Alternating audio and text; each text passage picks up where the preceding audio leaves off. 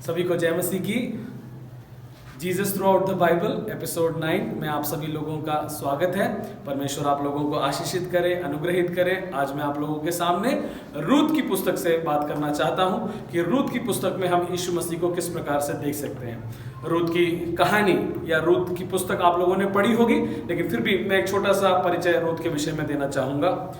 रूत, नवोमी, ये दोनों ही इस पुस्तक के मुख्य किरदार हैं और साथ ही साथ बोअज नाम का एक व्यक्ति भी।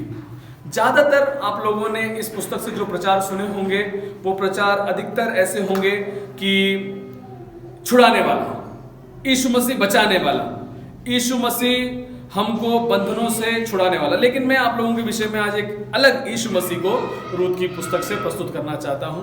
मेरी नजरों में जब मैं रूत की पुस्तक को पढ़ता हूं तो मैं यीशु मसीह को छुड़ाने वाला, बचाने वाला से कहीं बढ़कर इस रूत की पुस्तक में यीशु मसीह को मैं आशीषित करने वाला जानता हूं या आशीषित करने वाले परमेश्वर की तौर से समझता हूं। जैसा कि आप सभी लोग जानते हैं कि नवोमी, रूत और ऑर्फा, ये तीनों ही विधवा हो गई थी, जिसमें से ऑर्फा जो है नवोमी और रूत को छोड़ के अन्य अपने देश में चली जाती है, लेकिन रूत जो है वो नवोमी के साथ चिपकी रहती है, नवोमी के साथ अपने जीवन में आगे बढ़ती है। जब रूत इस बात का निश्चय करती है कि मुझको नवोमी के साथ रहना है, तो परमेश्वर की आशीषें वहां से उन लोगों के जीवन में आना शुरू हो जाती है। नवोमी रूत के साथ वापस अपने देश में आती है और तब तक अकाल समाप्त हो जाता है और रूत बोअज के खेत खलिहानों में कार्य करना शुरू कर देती है, बीनना शुरू कर देती है। वहां से सिर्फ अधिकतर लोग ये सोचते हैं कि बोअज का जीवन बदल गया या रूत का जीवन बदल गया या नवोमी का जीवन बदल गया। नहीं, ऐसा नहीं है। हर एक व्यक्ति का जो यीशु मसीह के पीछे चला या परमेश्वर के पीछे चला, हम बोल सकते हैं उनका जीवन बदल गया। नवोमी ने जब इस बात का निर्णय लिया कि मैं अन्य देश से वापस अपने देश में आऊंगी, उसके जीवन में आशीष आने लगी।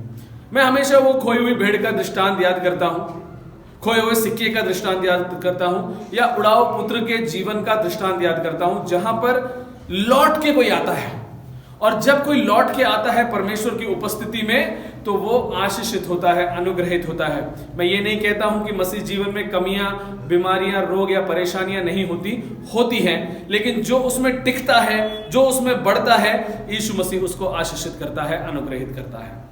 रूत जो बोअज के खेत खलिहानों में काम करती थी और बीनती थी, इस बात से निराश नहीं थी कि उसको परिश्रम करना पड़ रहा है, इस बात से निराश नहीं थी कि उसको परिश्रम करना। कठिनाइयां तो हैं, मसीह जीवन में कठिनाइयां हैं, मुश्किलें हैं, दिक्कतें हैं, लेकिन निरंतर आगे बढ़ते रहना मसीह जीवन की प्रक्रिया है। पौलुस क्या कहते हैं? पौलुस कहते हैं निशाने की ओर तू दौड़ा चला जा ताकि वो इनाम पाए जिसमें जो प्रभु यीशु मसीह में तुम्हारे लिए रखा गया है।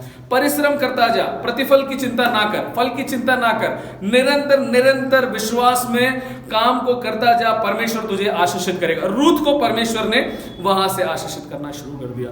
बोअज ने जब रूत को देखा तो रूत को पसंद किया। जो परमेश्वर से जुड़ा हुआ व्यक्ति होता है, जो परमेश्वर के साथ में चलने वाला व्यक्ति होता है, वो व्यक्ति के मन में दया, दूसरों के प्रति, दूसरों के मदद करने के लिए इच्छा होती है। जब बोअज ने रूत को देखा तो उसने उसके परिश्रम को, उसके विश्वास को और उसके जीवन को आशीषित करने का प्रयास किया। जब बोअज को हम अक्सर एक दया का पात्र समझते हैं, लेकिन रूत जो कि प्रभु की ओर से एक आशीषित स्त्री थी, जब बोअज रूत के साथ विवाह करता है तो वो खुद आशीषित हो जाता है। यानी मसीह संगति के विषय में यहाँ पे बताया जा रहा है। जब हमने नवोमी के विषय में पढ़ा तो हमने क्या देखा कि जब वो लौटकर अपने देश में आई तो वो यीशु मसीह के नाम से, परमेश्वर के नाम से आशीषित हुई। रूत को हमने देखा जब उसने बोअज के खेत खलिहानों में काम कर लिया, कहीं और जाके काम नहीं किया, किसी और देवी देवताओं के पास नहीं गई, लेकिन परमेश्वर के लोगों के पास आई तो परमेश्वर ने उसको आशीषित किया, अनुग्रहित किया। जब हमने देखा जब बोअज रूत से मिला और उसको पसंद किया तो परमेश्वर ने बोअज को भी आशीषित किया। मैं इस रूत की पुस्तक को छुड़ाने वाला, बढ़ाने बढ़ाने वाला या बंधन तोड़ने वाला यीशु मसीह से ज्यादा समझता हूं कि यीशु मसीह यहां पर हमें आशीष, यीशु मसीह आशीषों को देने वाला परमेश्वर है, इस बात को दर्शाता है। और जैसा कि आप लोग जानते हैं कि रूत और बोआज से कौन उत्पन्न हुआ? ओबेद। और ओबेद की वंशावली में कौन आता था? जेसी। जेसी की वंशावली में कौन आता है? दाऊद। और दाऊद की वंशावली में कौन आता है? यीशु मसीह। दाऊद की वंशावली में यीशु मसीह आते हैं। हालेलुया। तो यीशु मसीह रूत की पुस्तक में एक आशीष देने वाले परमेश्वर के रूप में हमको दिखते हैं। आप सभी लोगों को जय मसीह की। परमेश्वर आप लोगों को आशीषित करें।